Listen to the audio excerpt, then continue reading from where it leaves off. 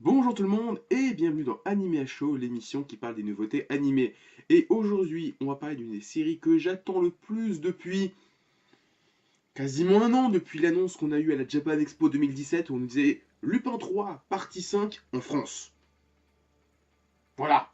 Par les mêmes mecs qui ont fait l'aventure italienne, donc à savoir la partie 4, c'est plus ou moins une suite directe, hein, parce que l'épisode 1 commence en 10 ans après les événements en Italie, mais vous pouvez directement commencer Lupin avec cette saison.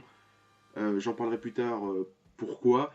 Je vais faire un micro-résumé de Lupin 3, qu'est-ce que c'est, parce que je pourrais même pas me faire résumer, ça changerait rien, vu que l'histoire est quand même assez simpliste. Grosso merdo, Lupin 3, ou Lupin le troisième, ou Lupin the Third en anglais, c'est un manga écrit par Monkey Punch dans les années 70, donc qui suit les aventures de Lupin le troisième, petit-fils de Arsène Lupin, et donc qui suit la tradition familiale, et donc qui va devenir l'un des plus grands cambrioleurs de son époque, et donc, il va avoir des compagnons, donc Jigen, un tireur d'élite, Goemon, un samouraï, Mine Fujiko, la femme fatale, et il est tout le temps en train d'être poursuivi par Zenigata, un inspecteur d'Interpol qui veut le capturer. Grosso merdo, c'est ça l'histoire de Lupin. Si vous savez ça, vous comprenez quasiment tout de Lupin. Hein. Parce que tous les épisodes, quasiment tous les épisodes de Lupin, c'est des stand-alone. Sauf cette fois. Alors, je suis pas un spécialiste de la série, plutôt même de la licence Lupin the Third. J'ai pas lu le manga. J'ai vu la saison 4, donc l'aventure italienne. J'ai vu la série Une femme nommée Mine Fujiko chez Black Box Edition. J'ai vu quelques films, dont Le Château de Cagliostro, Le Tombeau de Daisuke Jigen, qui sont disponibles en France et en VF. Donc allez-y. Et là, je poursuis avec la partie 5 qui se passe en France, Cocorico. Et normalement, d'après ce que j'avais compris dans Lupin, c'était que quasiment, en tout cas pour l'animé, toutes les histoires étaient indépendantes. Il n'y avait pas vraiment de fil conducteur. Alors, la partie 4, il y avait un petit fil conducteur, mais c'est vraiment très léger. Il y a un méchant qui apparaît mi-saison, et encore vers l'épisode 15-16. Et voilà, mais sinon, tu peux regarder quasiment les épisodes dans le désordre, à part quelques personnages qui apparaissent, et donc bah, c'est leur introduction dans l'univers. On peut les voir un peu comme on veut. Après bon, mais voir dans l'ordre, c'était construit comme ça.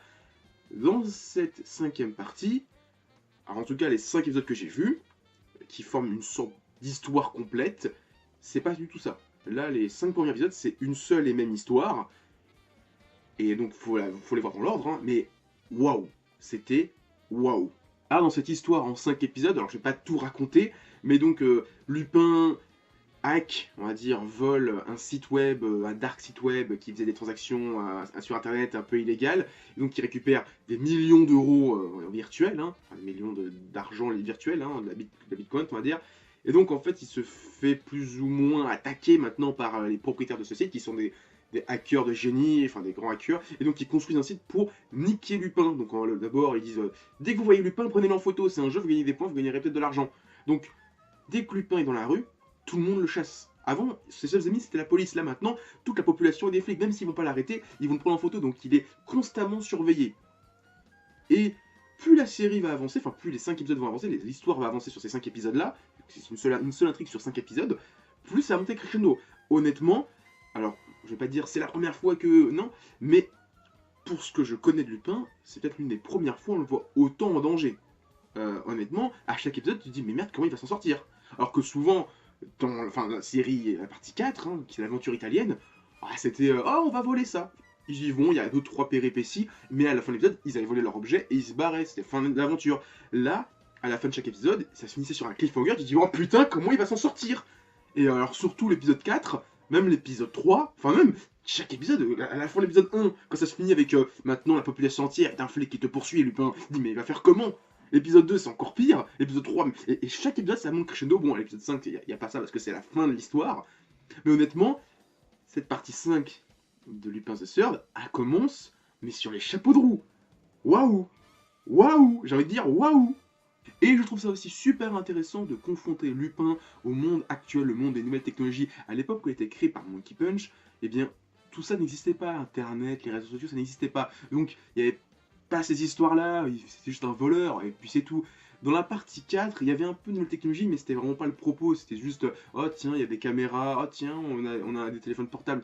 C'était vraiment pas le propos même de la partie 4. Alors que dans cette cinquième partie, à l'heure actuelle où je parle, au moment où j'ai vu les 5 épisodes, en tout cas la première histoire sur 5 épisodes, c'était vraiment le propos d'internet, le deep web, le dark web, les réseaux sociaux, tout ça, et c'était vraiment super intéressant de confronter ce personnage des années 70 à notre monde actuel, même si en théorie c'est pas vraiment le personnage des années 70, parce que les Lupins, c'est censé être une sorte de titre, un peu comme les James Bond. Mais c'est juste que l'acteur a toujours la même gueule.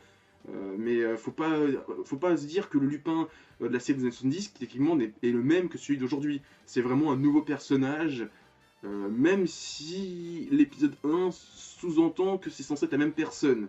Parce qu'on voit plein d'histoires avec ces différentes couleurs de veste, et on nous dit tiens, il a fait ça, et tu vois un passage sur le Cagliostro, tu vois des passages.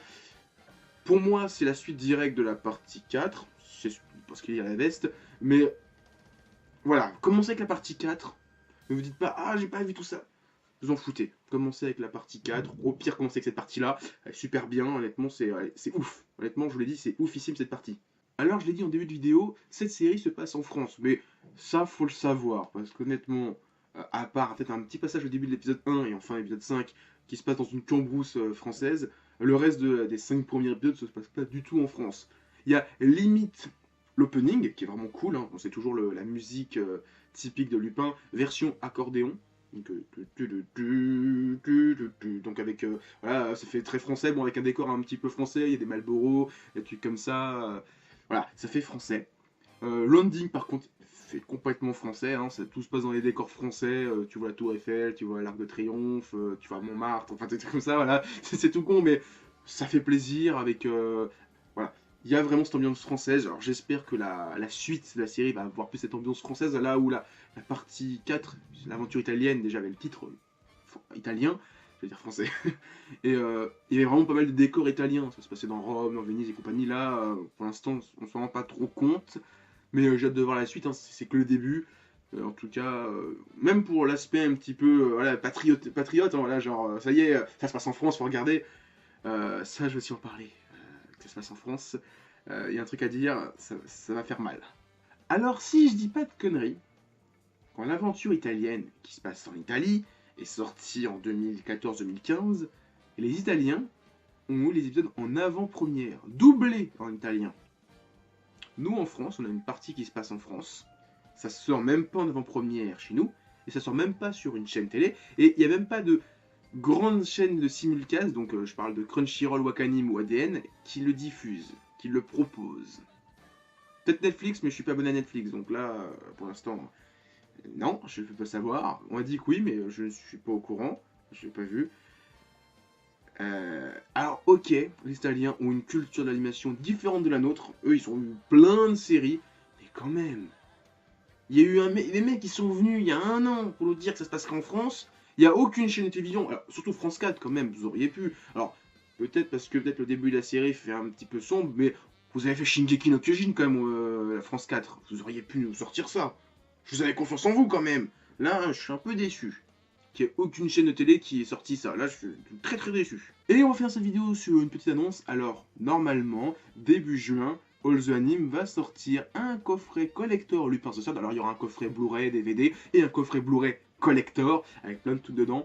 Je vais me le prendre, je vais faire un The Collector dessus, je vais kiffer, vous allez kiffer. En tout cas, moi j'attends de voir ça, j'ai hâte de me revoir la série parce que honnêtement elle est super bien, il y a des super épisodes, notamment l'épisode avec Lupin qui est en prison. Il se fait capturer par Tanigata et donc tout l'épisode c'est comment il va se délivrer de ça. C'est vraiment génial cet épisode, il est ouf. Je vous ai spoilé un épisode mais il y en a 26 ou enfin 24-26 mais c'est génial. Il y a des super épisodes, j'ai hâte de revoir ça. Donc maintenant je vais vous dire à plus. Donc voilà, c'est tout ce que je vais dire sur Lupin the Third, la partie 5, qui n'a pas de surnom. Donc on va se quitter. Je vous dis à plus, mais avant ça, mettez plein de pouces bleus, laissez des commentaires, partagez la vidéo sur les réseaux sociaux. Il y a mon Facebook, mon Twitter, mon Discord dans la description.